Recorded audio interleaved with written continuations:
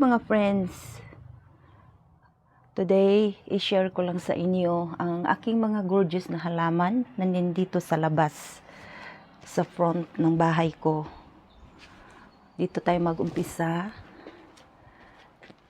sa donkey's tail. Hanggang nasa sahig na siya.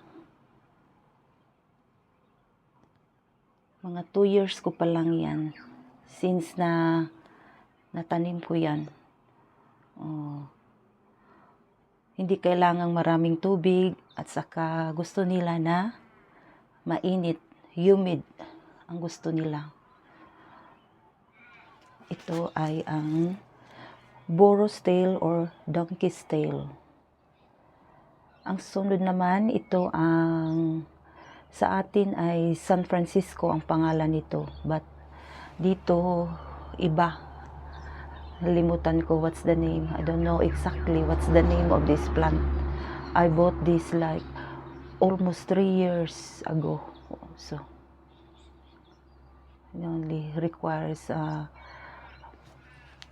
more morning sun at saka watering once a week.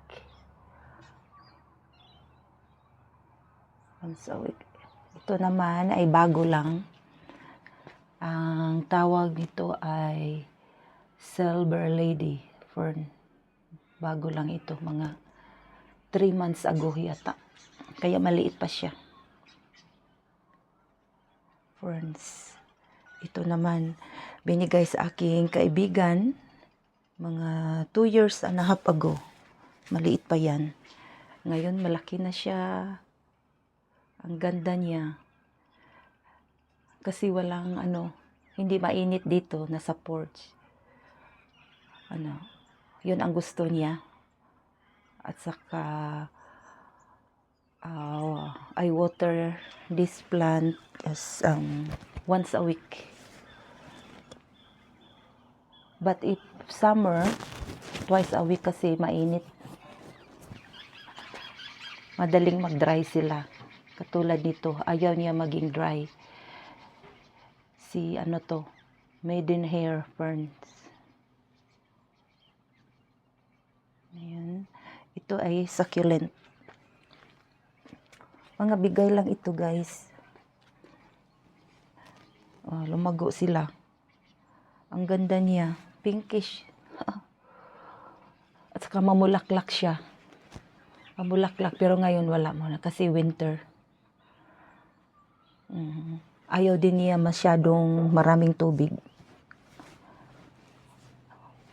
I'll check ko yung soil kung a bit dry na bago ako maglagay ng tubig. Ito pareho sila ng variety. Pero iba lang ang kulay. Hanggang dito na sila sa sa ground.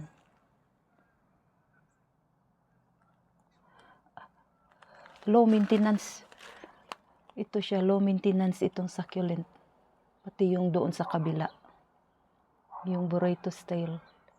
At saka itong nasa middle, ito ay maple tree. Hindi pa siya nag-bloom kasi wala pang spring. Ayun. Ay nasa porch yard ko. Gusto ko lang i-share sa inyo. For those who are plant lovers.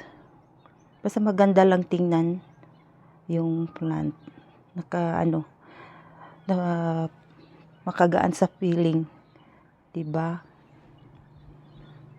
Lalo na sa umaga. Pagising mo, tinitingnan mo yung mga halaman mo. Just like your babies. So anyway guys, thank you for watching. I'll see you in my next video. Bye.